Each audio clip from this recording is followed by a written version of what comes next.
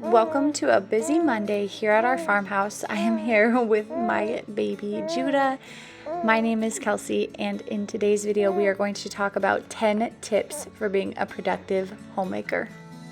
It may be a weird request, but I am encouraging you right now to grab a sticky note and a pen and write down at least 3 of these tips that you are going to try to commit to for a week straight. In order for us as homemakers to create a habit and be more productive, we have to give 100% effort. And in order to do that, instead of just listening to me talk and thinking, oh, that's a good idea, I want you to write it down and try to make a commitment to yourself that you are going to do these things. They don't have to be my tips necessarily, but any tips that you can think of for helping you to be a more productive homemaker. Even if you don't want to write anything down, I encourage you to get up and do some homemaking alongside me as I get some things done this Monday from morning to evening. It is a busy day. So my number one tip, which you probably know, it may sound cliche, but starting your day with Bible time and prayer time. And I think that this is very special. I think that God created this time to grow a relationship with us. And I truly believe that He strengthens and encourages and motivates us when we actually have the effort, put in the effort, and take the time to be with Him. He helps us get through the day 100%. So there have been many days that I try to clean out the dishwasher, start laundry, or just get going right away before spending time with Him. And I truly, honestly, in my heart, believe that there is a big difference in my day, in my attitude, in my joy, in how things are done. I feel like I have a bigger struggle when I'm not making Him a priority first. So before you try to do anything, get that prayer and Bible time in. Since it is Monday, I am getting bread going. I make bread probably 2 times a week, sometimes 3, depending on if we have sandwiches, grilled cheese, if we use up a lot of bread. For this recipe, I am doing 1 cup of hot water. I am whisking together 2 teaspoons of yeast, a little bit of sugar. I let it get foamy. I don't wait the full 5 minutes like some recipes say to do. And before that, I cracked 1 egg and then an egg white, and I just whisk that until it becomes foamy. I add in 1 teaspoon of salt and 1 stick of melted butter. For this recipe specifically, I am trying lard. I'm not going to lie, I didn't like it as much as the melted butter, but I'm still going to be playing with it, seeing if maybe that was more on me. I'm also going to be adding 1 cup of oat flour in replace of all-purpose flour and adding additional rolled oats as well. This is going to be more of a heart-healthy bread. After the dough has risen in the loaf pan, I will add some water to that egg yolk that I'm storing in the fridge and just add that to the top of the dough before it bakes at 425 degrees for 25 minutes, and that will add a nice golden brown touch to it. This recipe also has 1/4 cup of sugar. You can do a couple tablespoons of sugar. The sugar isn't specific. And then I am putting oat flour in this glass container, and the recipe that I generally do is 3.5 cups of all-purpose unbleached flour, but I'm doing 2.5 of unbleached flour and 1 cup of the oat flour, plus the additional rolled oats that I added just to make it a little bit more heart healthy. You can do all-purpose, you can do einkorn, you can do sourdough, however you would like. I like to mess around and play with bread. This specific loaf, I let the bread dough rise in the loaf pan. I placed it in my oven. I no longer have an oven with a bread warming feature, which was 90 degrees. So I start my oven, the warming button, I guess, at 170. I let it get warm, not all the way to 170, but I let it get warm. I shut it off. I put my dough in there. It rises very nicely. If it starts to get cold again, I'll turn it back on. Just kind of let it kickstart. But anyway, I had my dough in there.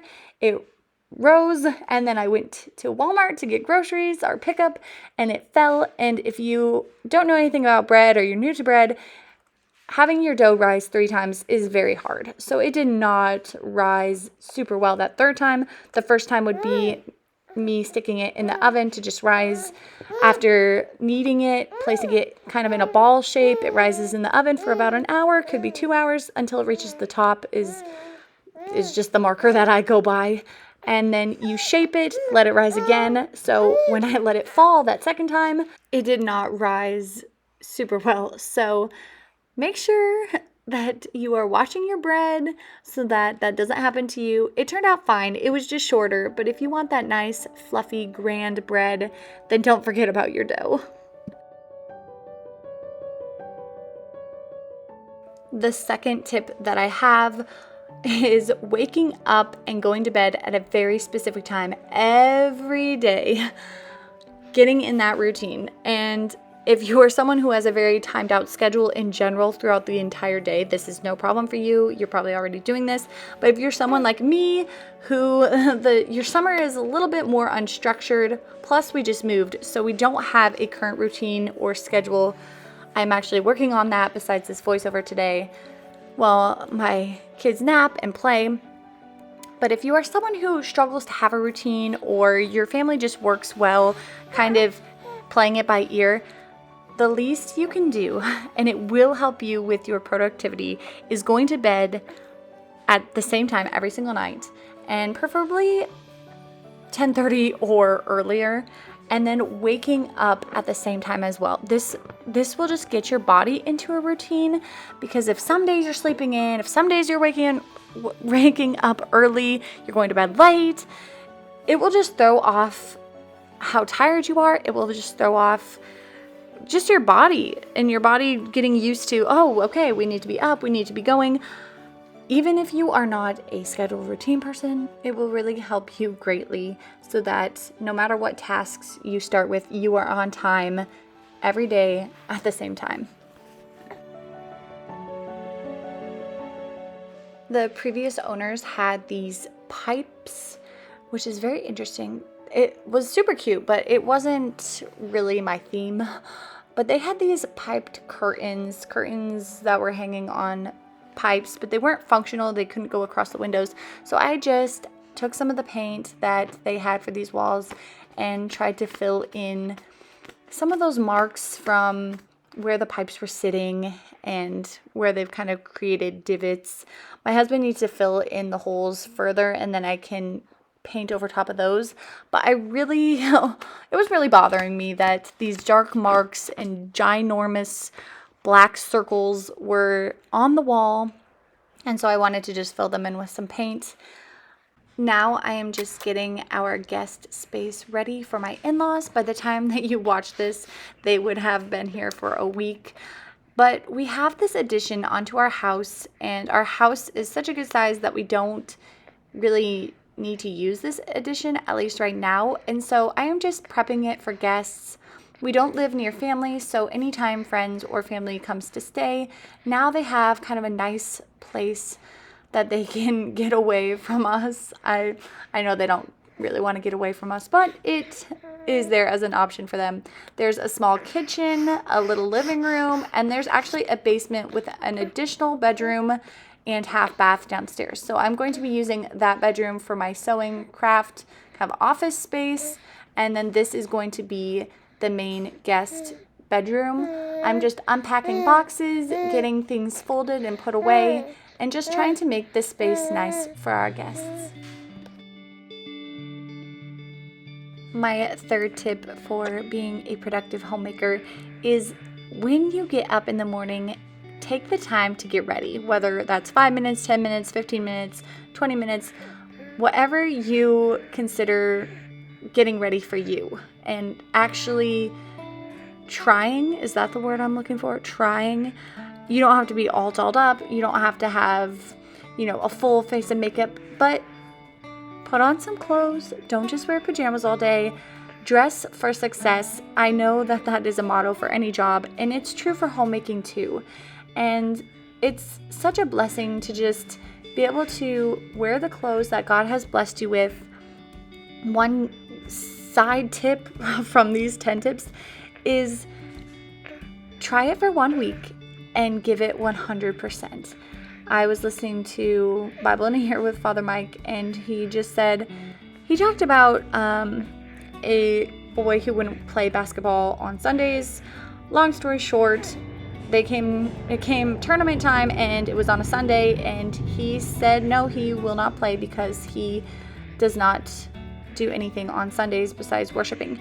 And I really liked that mindset of giving 100%, because it is easier to be 100% in instead of 98 or even 99%. Every day you're going to get up, you're going to fix your hair, wear something that's not just lounge clothes or pajamas. You're going to look nice for your husband, for your family, and not even just for that, for you. That you are ready for the day and you are putting in effort into your job.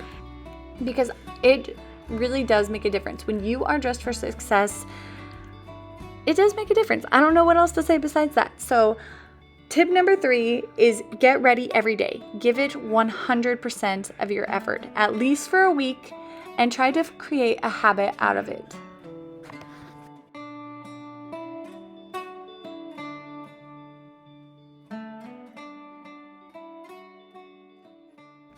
So this is a sunroom, closed-in porch area that connects the original house with the addition. And it is currently where all of our shoes are, our dog stays, our freezer. So it's nothing grand, but it is a beautiful space that I'm trying to still take care of. My son is helping me with the laundry. We do have the laundry now right beside the kitchen, and although it may not be aesthetically as pleasing as having a, grand laundry room or even just a small laundry room that's hidden, it's very functional for us, and I actually really enjoy it. So, I don't mind that it's off of the kitchen. It is easy now to know that my laundry's done. I can move things over, and it's very functional, and I'm all about that. I'm bought some vintage washboards. I'm going to try and make this space look cute. The door needs painted. Another wall needs painted. So slowly but surely, I am going to get those things accomplished. There's so many things that I want to do, but there's so many things that I am enjoying with this house already. Now I am just buttering up my cast iron bread pans. I'm going to shape my dough. I actually added flour, just not even thinking, just added flour to the counter. And when I take out my dough to shape it, I rolled it in flour, and I usually don't do that. So don't follow me. Don't add the additional flour, but do add some butter or some oil to your bread pans. It will really help them so that they come out smoothly and you don't have anything sticking. My 4th tip, which besides reading your Bible and spending time with God, is probably the most important, and that is taking the time, even 10 minutes, to play with your children. Truly, I feel like Jesus. Truly, when I say playing with your children will make a difference, I mean it. And the key is that if your children feel like they've had time with you, they're not going to, and I don't want to say bother, because children don't just sit there and think, oh, I'm going to bother my parents. They are able to do things without your attention if you give them the attention that they need.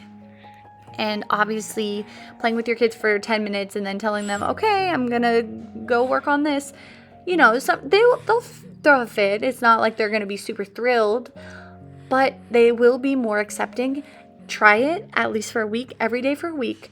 Before you do the task that you want to do uninterrupted, maybe you want to bake something or sew something and you really don't want the kids with you, play with them beforehand. Set a timer, that way they know, that way you know, and say, okay, when the timer goes off, I'm going to do X, Y, and Z. But this time I'm going to do what you want. What do you want to play? Give them your full attention, not partly play with them, but be on your phone, sitting down. Be genuinely engaged with them. It will make the world of a difference. The 5th tip that I have is plan yourself a reward, whether it's a morning reward, an afternoon reward, all day reward, and enjoy that reward, but only enjoy it if you've earned it. Only enjoy that reward whether you're sitting down Pinteresting, having a drink that you love, whatever it may be. Make sure that you don't do it or have it until after you have completed the tasks, or at least a task that you really wanted to do and get done that day. I am just painting a few things on our milk barn. You can see this from our dining room window, and it's really been bothering me, so I wanted to just get it done, and now I can add some flowers. My 6th tip is do not sit down. No matter how tempting it is, don't sit down. You will lose all motivation, all your momentum. Once you sit down, you could just be sitting there for a while. Sometimes it's easy to lose track. When you're sitting down, it's easy to grab your phone or get distracted from the tasks that you need to get done. So, tip number 6, don't sit down, just keep going.